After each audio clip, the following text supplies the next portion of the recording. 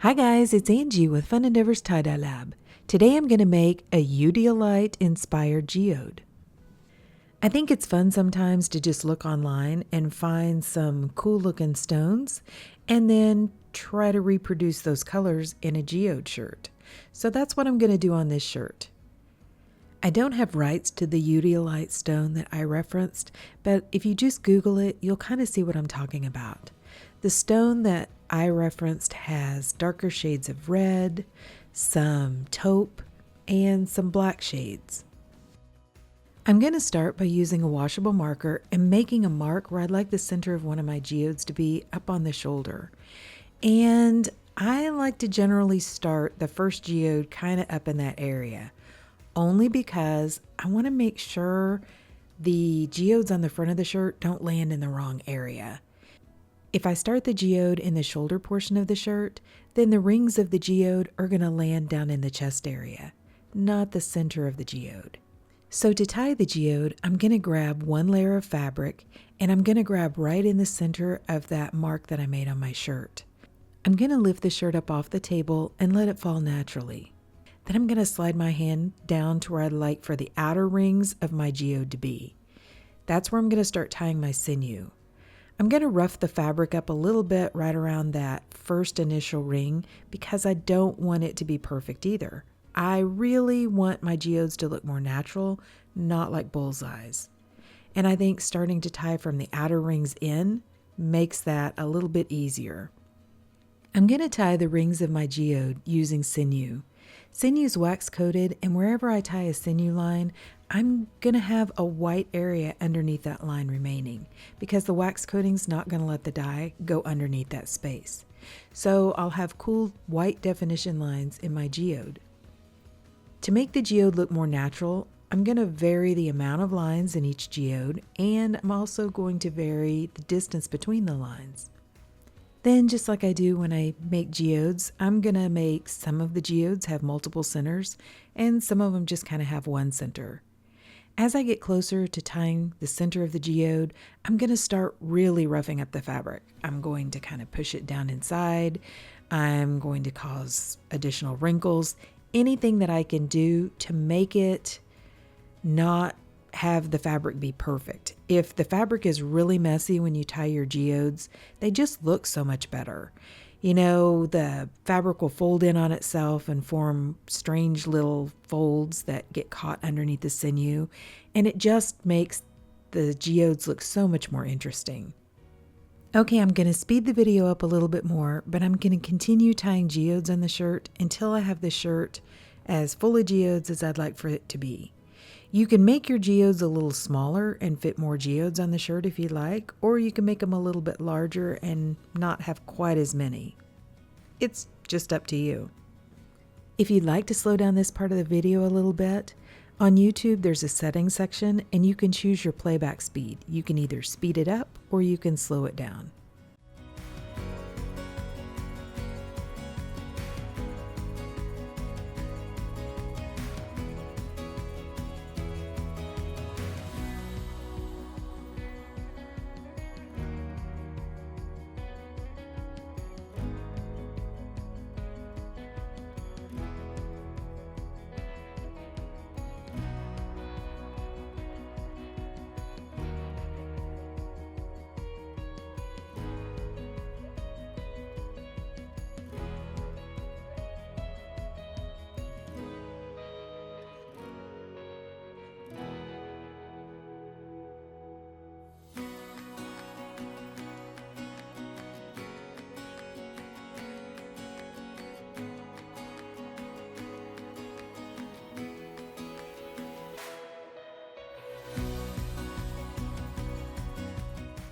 Once the last geode is tied, I'm going to wind the sinew back down that geode and take the sinew into the center part in between all the geodes and tie some definition lines.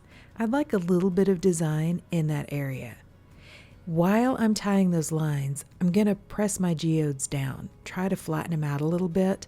That'll make it a little easier when I go to apply the dye. Then once I've tied all the lines I want to on the shirt, I'm going to straighten my geode out the way I'd like for it to dry, and then place it aside and allow it to dry out completely. I get better color saturation in thick folds like this if I dye them when they're completely dry. If you'd like a little more information about this, I have a blog post out on my website, and I have a link to my website down below this video in the description. I'm going to ice dye this geode shirt, so the very first thing that I'm going to do is I'm going to place the shirt on top of a rack, and I've placed the rack down inside of a plastic tub or tote. Then I need to make myself some sort of an ice barrier, and to do that I'm going to use some silicone cake molds. I purchased mine from Amazon, and I have a link to them down below this video in the description, along with a lot of the other items that I use when I tie-dye. I'm going to attach the silicone cake molds together, then I'm going to wrap them around the shirt, and I'm going to hold them up close to the shirt by attaching some wooden clothespins to my metal rack.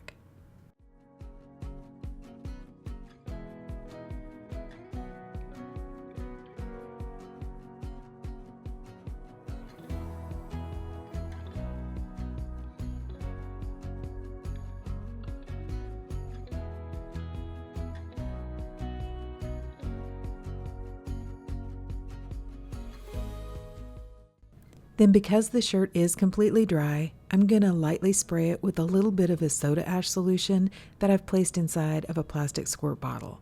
That's going to help the dye to stick a little better to the top of the shirt. Like I mentioned, I've pulled several burgundy, taupe, and black and gray type shades of dye to use on this shirt. So let me go ahead and give them to you, and I also have them listed down below in the description. From Dharma Trading Company, I'm using burgundy, red wine, maroon, camel, khaki, timberwolf, raven, and I'm using a special order color called Ashes to Ashes. That one you have to buy in large quantities from Dharma, or you can usually find it on a Facebook group called Tie-Dye Supplies Marketplace. Then at the very end, I'm going to use ecru from Dharma.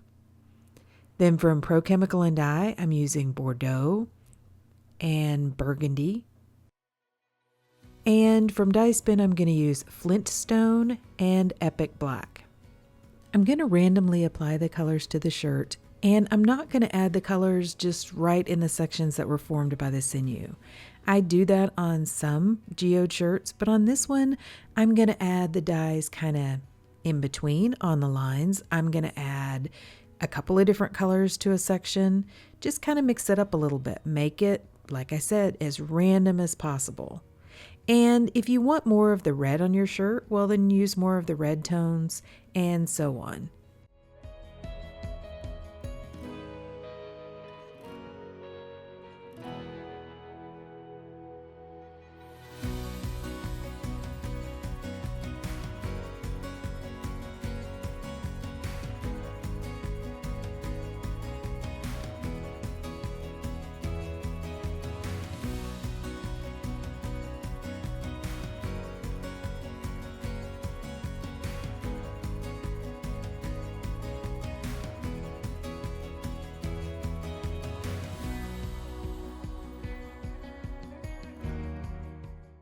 So the only color that I didn't actually put on my shirt at this point is the ecru. And I'm going to place the ice on the shirt before I add the ecru over the top. Ecru is kind of a mild color. It's a taupey beige color with a few kind of olive green undertones.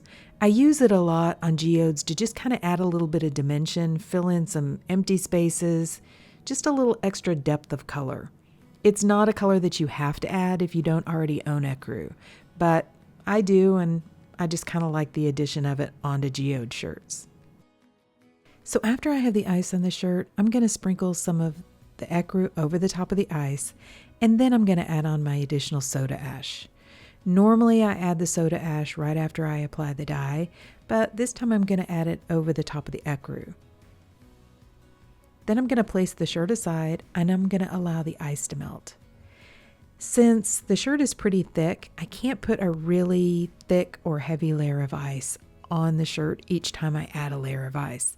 So I came back and added probably about 4 layers of ice to this shirt before I just left it alone and allowed it to process for about 24 hours.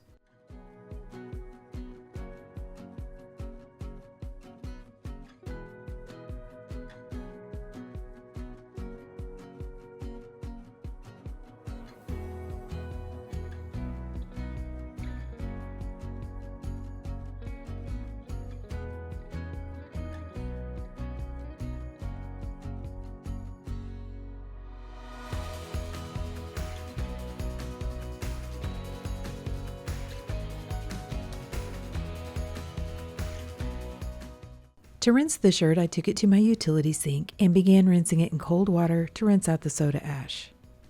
Then I untied the shirt and warmed the water up to hot, and I continued rinsing in hot water for just a little while to try to rinse out some of the excess dye that didn't bond with the fabric.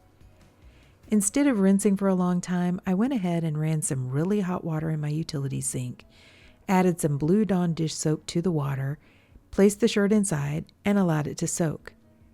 When the water cooled off, I changed it out, and I continued that process until my water was remaining almost clear. I think soaking shirts is one of the best ways to get out the excess dye. When I just rinse, it looks like my water is running clear, but if I take that same shirt and I place it inside of some really hot water and allow it to soak, I'm always amazed at how much of the excess dye goes ahead and comes out in that hot water. So once the water was remaining almost clear, I went ahead and put the shirt into my washing machine along with some Dharma's Professional Textile Detergent, and I washed it using a hot water cycle. So I've washed, dried, and ironed the shirt, and let's see what it looks like. Okay, so what do you guys think? I think this one looks really cool. It doesn't look exactly like the Eudialyte stone that I referenced, but of course, that stone kind of had the burgundy on one side and a little strip of khaki-ish color and then some black. So with that stone, the colors were pretty separated. And I knew this was not going to look anything like that, but I was inspired by the color combination. And I think it looks really cool on this shirt. I'll be honest with you, I was a little bit concerned when I went to rinse it out because the shirt looks so dark, and I thought, oh no, the grays and the blacks that I put on this shirt just overtook everything and it's going to just be super dark. But I'm very pleased with it. I like that kind of darkness to the color without it being just overly dark. And you know, normally I don't like a lot of white in my geodes. And I ended up with quite a bit of white in this one, and I think it works. With the dark colors, I think the white lines and the thicker white, I think it works. I also really like the centers of the geodes. I think those look really cool. I have some unusual shapes. They're kind of funky shaped. I'm pretty pleased with it. So I think it's a really cool shirt. I think it's really pretty. I like these colors, but what do you guys think? Please drop me some comments down below and let me know. And if you've enjoyed the video, I sure would appreciate it if you would like it and if you'd subscribe to my YouTube channel. If you'll hit the bell, you'll receive a notification whenever I upload a new video. Thank you all for watching, and I hope you have a great day.